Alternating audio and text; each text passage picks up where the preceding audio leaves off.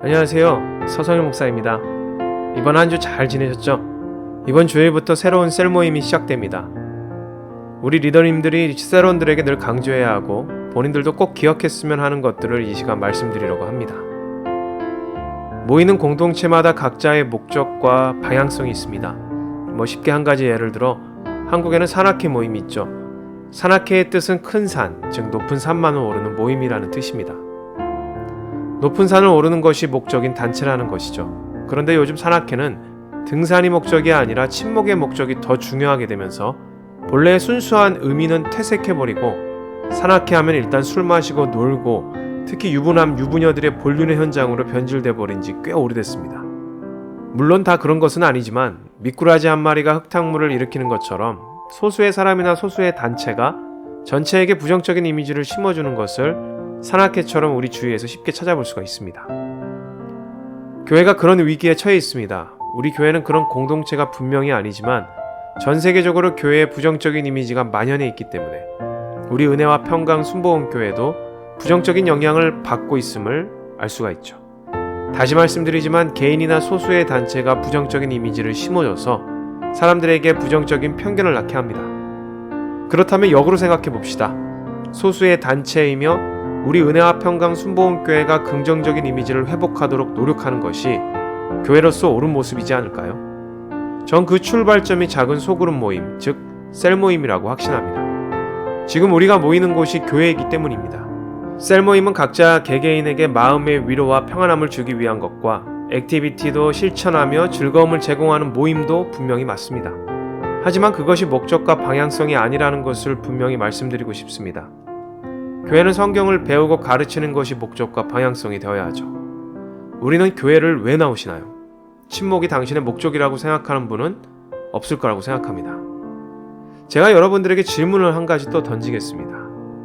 당신은 교회에 나오는 성도로서 일주일 동안 성경을 얼마나 읽고 생각하며 자신의 성경적 가치관을 다른 사람들과 공유하고 말하고 있나요?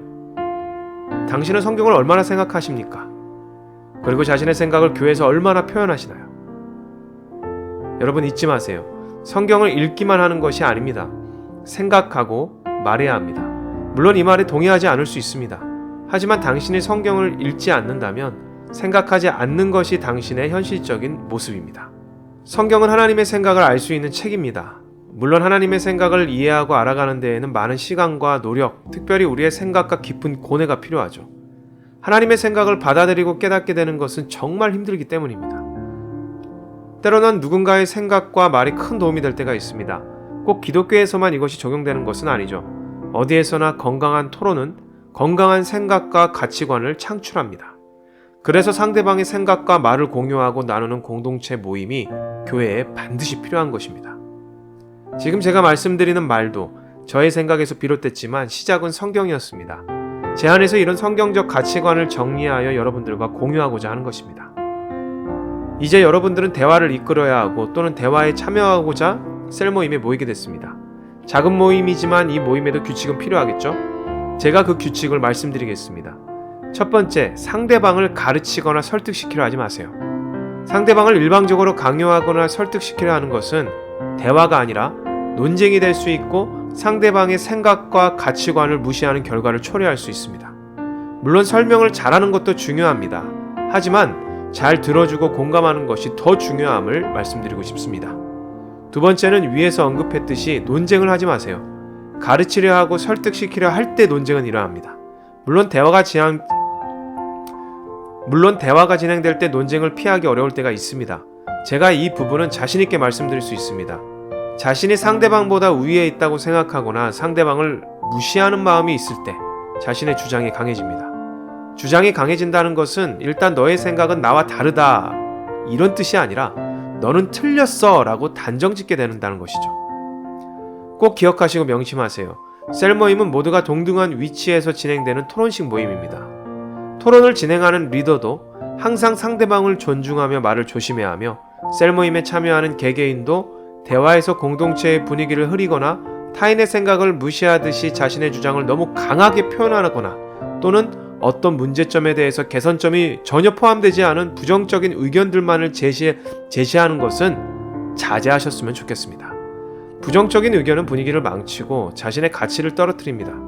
좋은 사람은 되지 못해도 불편한 사람은 되지 맙시다. 예를 들어 내 생각에 이건 옳지 않아. 절대 용납할 수 없어. 교회는 다 그래? 왜 그러지? 나는 이해할 수 없어. 다 똑같아. 이런 발언보다는 내 생각이 옳지 않은 것 같아. 하지만 너희들의 생각은 어때? 이건 분명히 문제가 있어 보여. 하지만 이렇게 한다면 좋지 않을까? 저런 모습들은 거부감이 들어.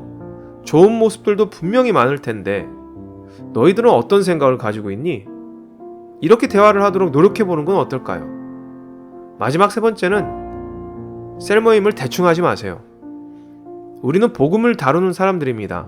삶의 얘기를 나눈 것은 일반적인 수단은 셀 모임 전이나 셀 모임 후에도 언제든지 나눌 수가 있어요. 셀 모임 시간 동안에는 성경을 읽고 상대방의 생각을 나누고 공유했으면 합니다. 셀 모임에 대충 하는 것들의 여러 가지 부류가 있는데 대표적으로 제가 세 가지만 예를 들겠습니다. 첫 번째는 너무 길게 하지 마세요. 너무 길게 말하지 마세요. 우리는 제한된 시간 안에 모이는 공동체 모임입니다. 혼자서 길게 말하는 것은 모임을 존중하지 않는 태도입니다. 이것도 훈련이에요. 생각하고 정리한 후 간결하게 말하는 것도 삶의 훈련입니다. 두 번째는 대화 도중 말을 자르지 마세요. 상대방의 말을 경청하는 것도 훈련입니다. 하지만 너무 길게 말하고 있는 사람이 있다면 셀 모임의 리더만이 조심스럽게 주의를 주고 말을 끝마치도록 유도하세요. 리더는 이 역할을 가장 잘해야 합니다. 세 번째는 셀 모임 교제대로 꼭 진행하세요. 셀 모임의 본질은 성경과 나눔 그리고 기도입니다. 성경을 읽지 않거나 기도를 하지 않는 것은 교회의 모임에 있어서 본질을 벗어나는 것입니다. 이 세 가지는 대충 하려고 할 때 나타나는 현상들이죠. 여러분들은 꼭 주의하시길 바랍니다. 그리고 한 가지 권면사항은 특별히 리더들은 주중 새벽 예배 또는 수요 예배, 금요 예배에 나오도록 결단하는 마음을 가졌으면 좋겠습니다. 교회 예배 분위기나 자신의 환경을 탓하지 마시고 자신과의 영적인 투쟁이요 싸움이라고 생각하세요. 여러분들이 도전하지 않고 정면으로 부딪히지 않으면 교회의 회복도 힘이 될 것입니다. 우리가 반드시 함께하며 이겨냅시다. 화이팅!